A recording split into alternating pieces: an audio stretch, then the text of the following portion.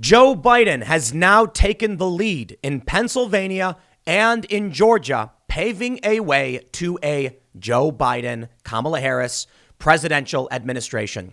But the war is far from over, and there are very real paths to victory for Donald Trump still.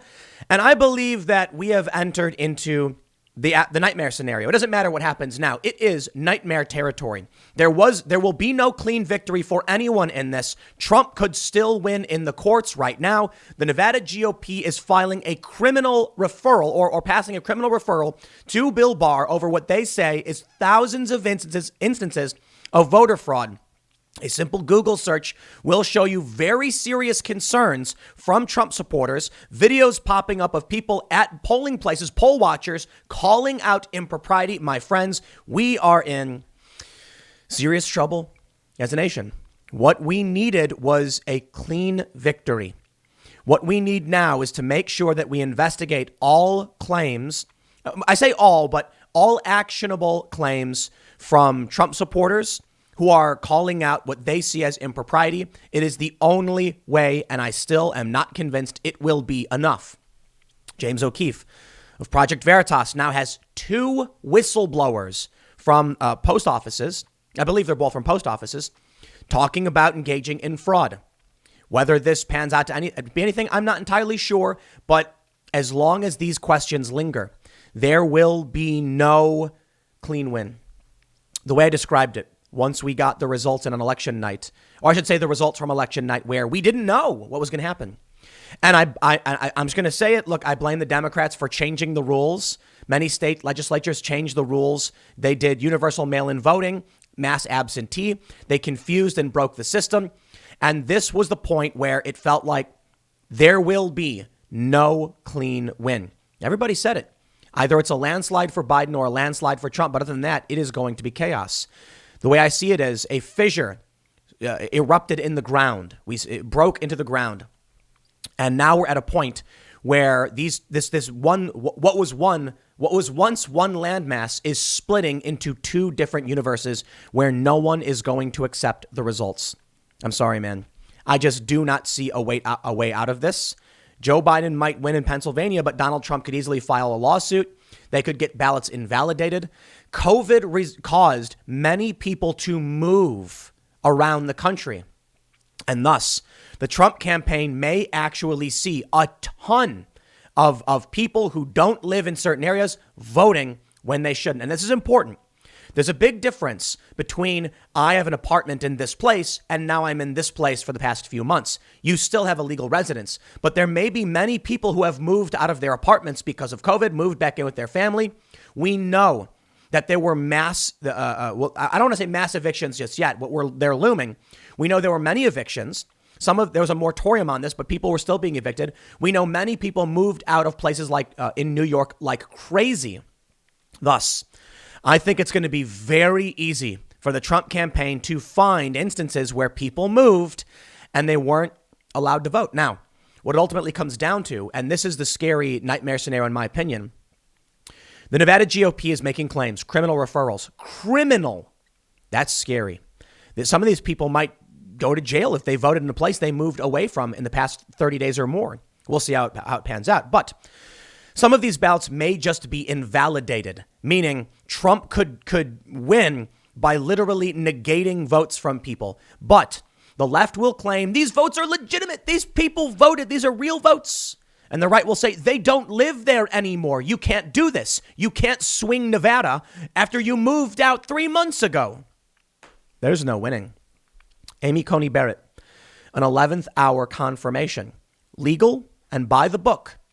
If it comes down to a Supreme Court ruling in a month or so and 5-4 with ACB on Trump's side and Trump wins, welcome to the nightmare scenario.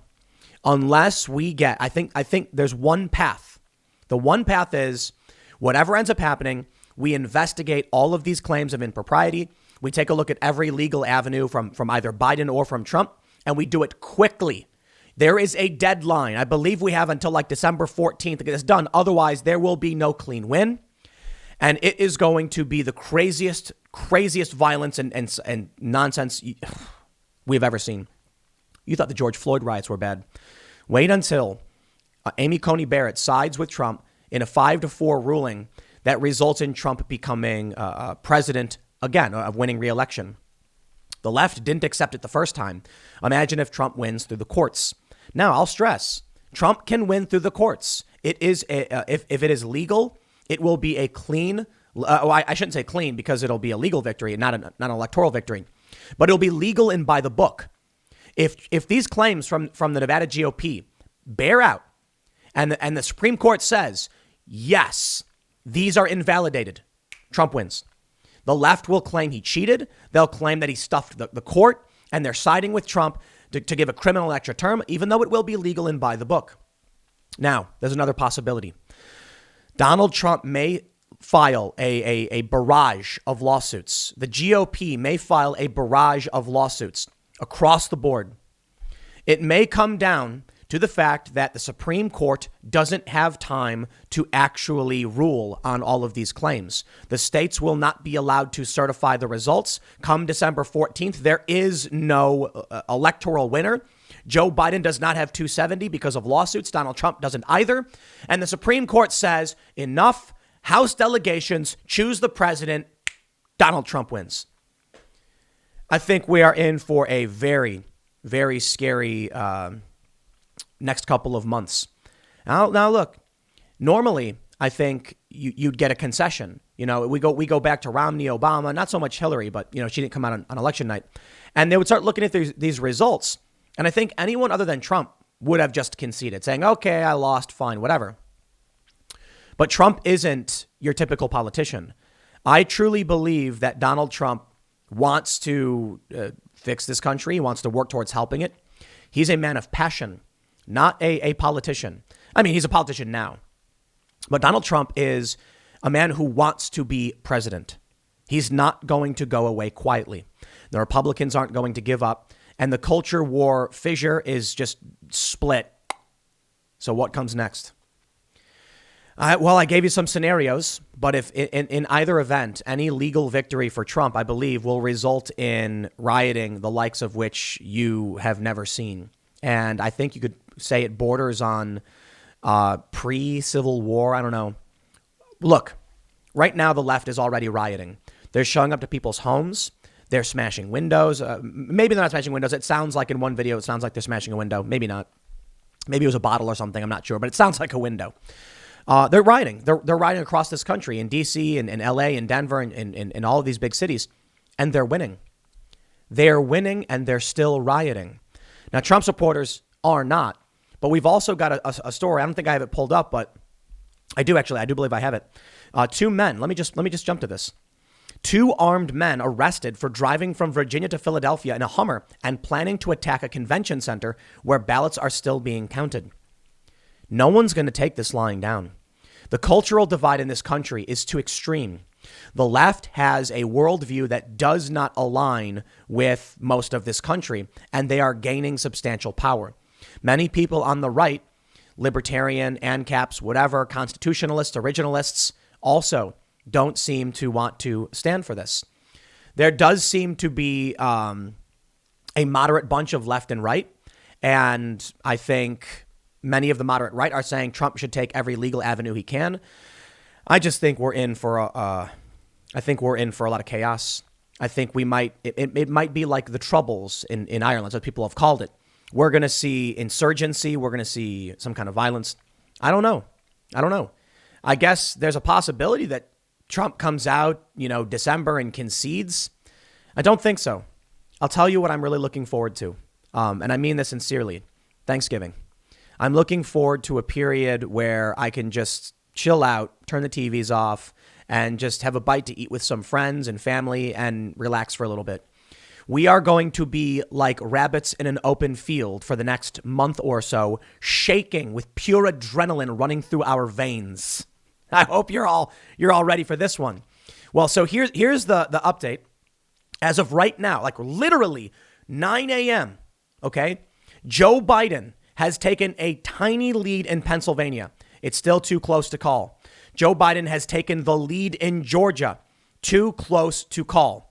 The Daily Mail says that Donald Trump claiming conspiracy against him by big tech, big money, the media, pollsters, Democrats, TV networks, etc. I don't think Donald Trump claimed it was a grand conspiracy. I think he just said these interests are aligned against him. And he is correct. Joe Biden is the candidate of the establishment of the billionaires, big tech, Wall Street, the managerial elite, and the pollsters were all incredibly wrong. My friends, I would like you to take a look at this tweet from Majid Nawaz. He says, the Brexit wars came and the Trump wars followed. They won both. Brexit wars 2 was to get Brexit done. They won. That was December 13th, 2019. Trump wars 2 just started.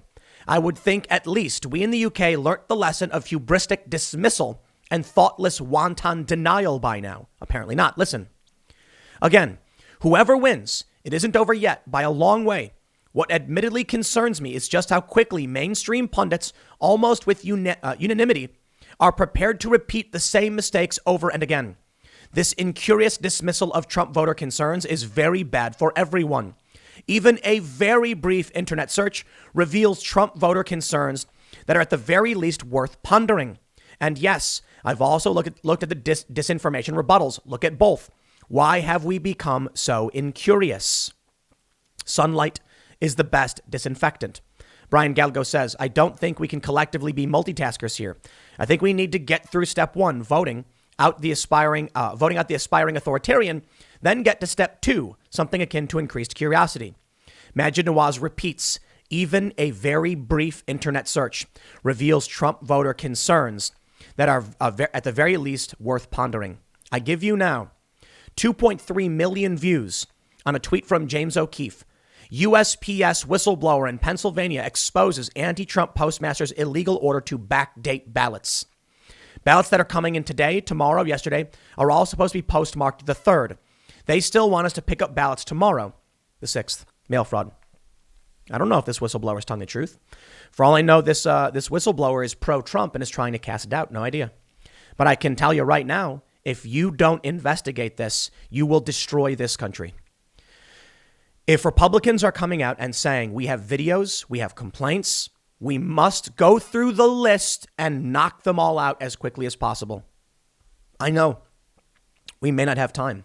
As I already mentioned earlier in this segment, if we reach the deadline, which I believe is December 14th, the Supreme Court may say House delegations decide and Donald Trump will win, in which case Democrats are going to say, no, certify the results. We win. Trump supporters are going to say, not with this fraud evidence. The big tech media companies are all going to say it's fake news. It's a smear. Even Fox News says there's no evidence whatsoever. None whatsoever. My friends, the Nevada GOP cites voter fraud claims in criminal referral to AG Barr. A DOJ spokesperson confirmed to Fox News the criminal referral has been received. Lawyers for the Nevada Republican Party sent a criminal referral to Attorney General William Barr on Thursday, claiming they have received reports of at least 3,062 instances of voter fraud. We expect that number to grow substantially. Thousands of individuals have been identified who appear to have violated the law by casting ballots after they moved from Nevada. They tweeted, our lawyers just sent a criminal referral. They basically say the same thing. According to a letter obtained by Fox News, lawyers for Donald Trump for President Inc. said they cross-referenced names and addresses of the voters with the National Change of Address database. The letter also notes that a separate communication has been sent to Joseph Gloria, the Clark County registrar, outlining the findings. A Clark County spokesperson did not immediately return Fox News' request for comment. They are saying they have hard evidence that people changed their addresses to other states and still voted in Nevada. Textbook voter fraud. And there it is. You can't dismiss this. This could make it to the court. And I tell you right now, if this just gets jammed up in the courts with a never-ending legal battle, they can't certify the results. Joe Biden can't reach 270. Trump's going to go nuclear lawfare on these states. And there's probably going to be a legit reason to do so. COVID created a mass exodus from many major cities. I believe it will be very easy for Trump to say, we looked at all the states and found these people all moved, but still voted in their states. And then it is going to be bedlam. More so than it already is. Quote, voter fraud is a serious federal felony, one that cuts to the heart of representative democracy, the lawyers added. We understand that these are serious allegations and do not take them lightly. A Justice Department spokesperson confirmed to Fox News the criminal referral has been received and that attorneys will follow the standard practice of investigating. In addition, the Nevada GOP shared a photo of a mail ballot from Washoe County, along with a caption that claimed 4 mail-in ballots were cast by voters under 18, with 1 registered as a Democrat and 3 registered with no party affiliation. Father of a 17-year-old who registered and received ballot thankfully contacted the county. His ineligibility, the tweet continued. The radical left dreams to lower the voting age, but they can't legally vote. The account also tweeted videos of 2 individuals who claimed that the identities of their deceased relatives were used to cast ballots in the 2020 election. This is a painful experience that far too many people are accounting, the Nevada GOP added. This should outrage all Nevadans. If Joe Biden wins, he wins. And my congratulations to him and Kamala Harris. Great. Wonderful. Let's make sure the pilot can steer the ship properly and we can all prosper. But I tell you this right now, this is legitimate. If they can show that people changed their addresses and then voted in Nevada, that's it. The COVID, the mail-in ballot may have just disrupted this election to an extreme degree. The left is going to say the right are being sore losers and trying to pull out any stop they can find to desperately win. The right is going to say the left is ignoring clear instances of voter fraud. And I am being smeared and insulted by the likes of the SPLC and other far left organizations saying I'm casting doubt on the election by reporting the sentiments of both sides. This is how insane everything has gotten. I can tell you this. The Biden supporters are saying that the Trump supporters are trying to make up false claims of voter fraud with no evidence because they're desperate to win and Trump is scared to lose. The right is saying, look at this evidence of voter fraud. There is evidence of voter fraud. That is a fact. Does that evidence mean proof that voter fraud happened? No, not yet. If you ignore this, it will be absolute chaos. My friends, I don't see a way out. Look, I can look at how the left is going to react, how the right is going to react, and ultimately I just see the fissure has split this country into 2 separate land masses, figuratively, by the way. And thus, I think it may go to the courts. I think Trump might win an illegal victory. I really, really do. That's a major advantage for Trump. What you need to understand right now is that even if there was no basis for any of these claims, Trump can pepper the courts with lawsuits to delay the results, forcing a House delegation vote in which he will win. House delegations are not the same as a House vote. House delegations, I believe there are 50 from each state, and they are Republican. And the Republicans, I believe, have anchored those delegations, especially with their House seats. I'm not entirely sure. This was all predicted. In an article for Newsweek by the co-founder of MSNBC, he said, we are looking at a potential scenario where Donald Trump loses, but can legally jam up the certification process until the deadline in which the Supreme Court just says, enough, send it to House state delegations instead. And then Trump becomes president, not through a vote, but through state delegations. Now, I want to say something. I believe we should have more local representation, and local representation should be the ones voting and moving up to the federal level. Let me explain. I think we've done too much to have direct popular vote in this country. And I believe the issue with it is that different states have different laws and different, are different jurisdictions. And people in California should not be setting the rules for people in, for the most part, in, say, Utah. But more importantly, you end up with no one caring about local issues. Imagine it this way. Let's say the elections that mattered were you as an individual voting at the local level for your city council people, your local township, whatever, your mayors, your state legislators, your governors, your state senators, etc.